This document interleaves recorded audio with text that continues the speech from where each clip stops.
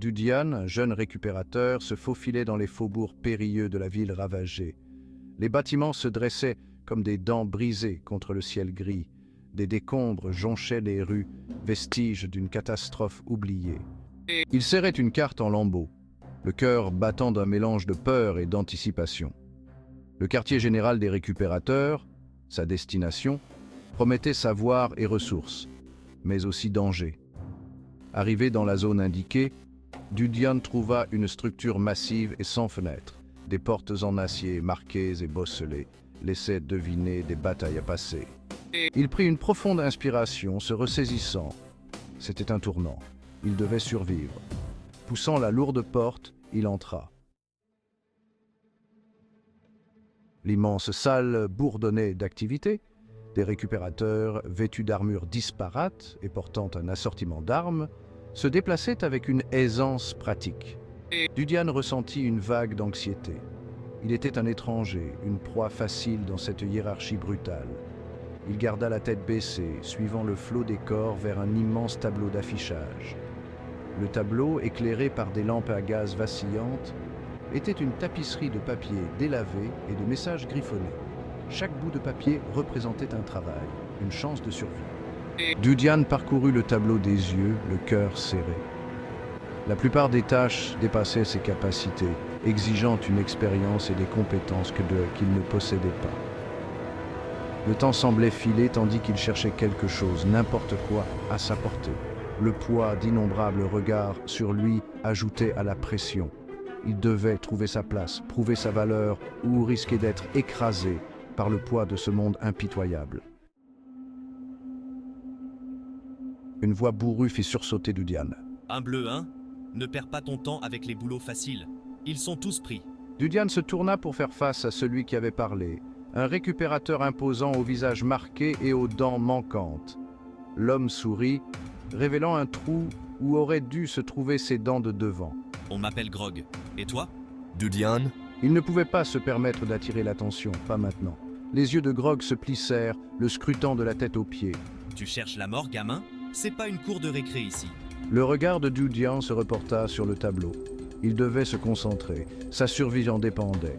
Ignorant le regard inquisiteur de Grog, il remarqua un petit avis froissé, niché dans un coin. Il était délavé et à peine lisible, mais il offrait une lueur d'espoir.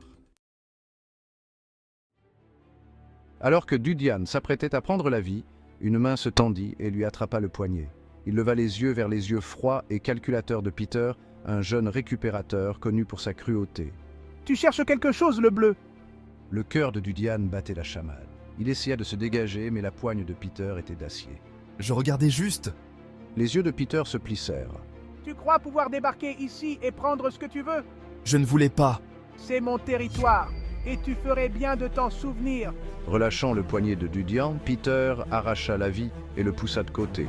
Dudian trébucha en arrière, le corps tremblant de colère et de peur. Il était pris au piège d'un jeu dangereux, et les enjeux étaient plus élevés qu'il ne l'aurait imaginé.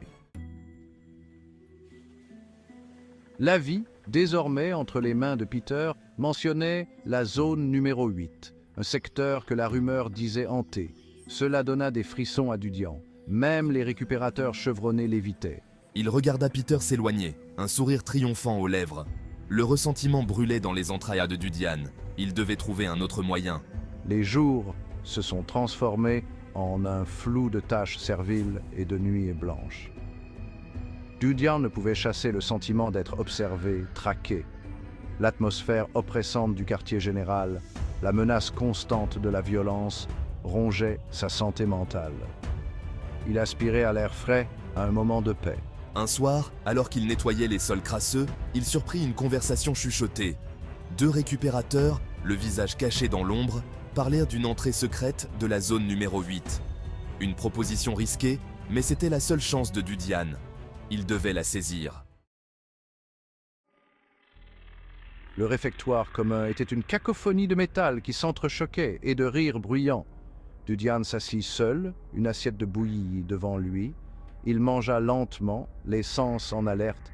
L'air était chargé de tension. Des regards étaient échangés. Des chuchotements emplissèrent la pièce. Quelque chose se tramait. Il remarqua Peter à une table voisine, entouré de ses acolytes. Il riait, les yeux brillants d'une intention malveillante. Dudian sentit un frisson lui parcourir l'échine. Ils parlaient de lui. Il pouvait sentir leurs yeux sur lui, observant chacun de ses mouvements. Soudain, un silence de mort s'abattit sur la pièce. Tous les regards se tournèrent vers l'entrée.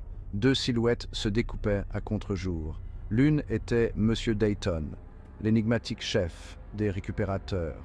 L'autre était un inconnu, un grand personnage encapuchonné qui dégageait une aura de puissance. Le cœur de Dudian battait la chamade. Quelque chose d'important était sur le point de se produire.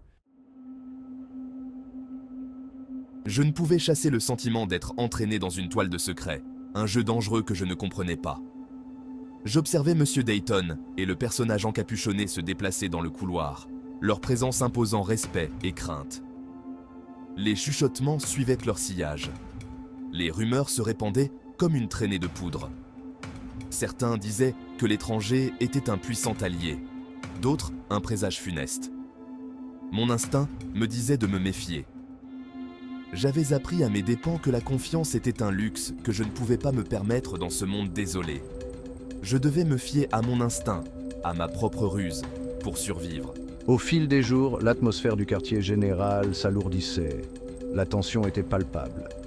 Dudian se jeta à corps perdu dans son travail, cherchant désespérément à se distraire du sentiment de terreur grandissant. Il savait qu'il ne pouvait pas se cacher éternellement. Quelque chose arrivait. Il le sentait au plus profond de lui-même. Dudian, Dayton veut te voir. Une voix bourrue brisa le silence.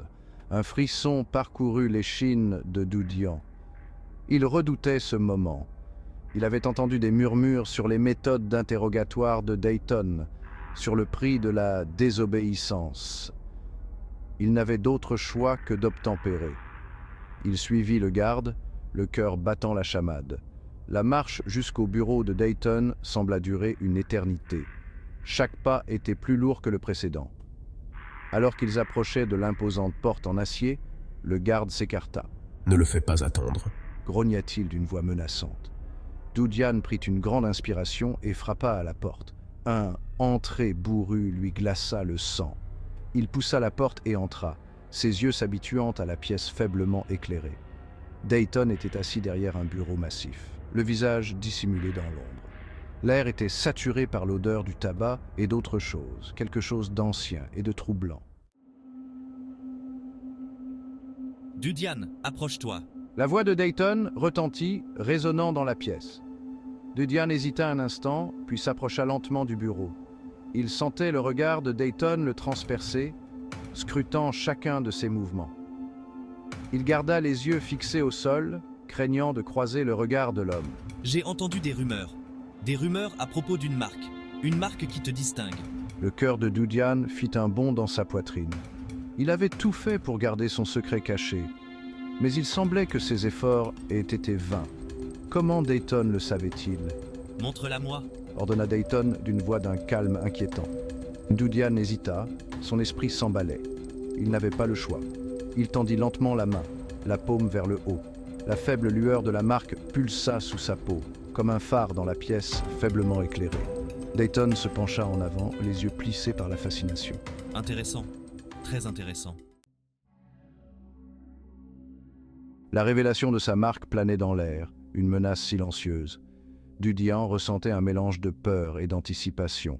L'intérêt de Dayton pouvait signifier une opportunité ou un danger. Il ne pouvait pas en être sûr. Il attendit, retenant son souffle, tandis que le puissant récupérateur l'étudiait. Cette marque, elle change tout. Tu possèdes quelque chose de rare, quelque chose de précieux.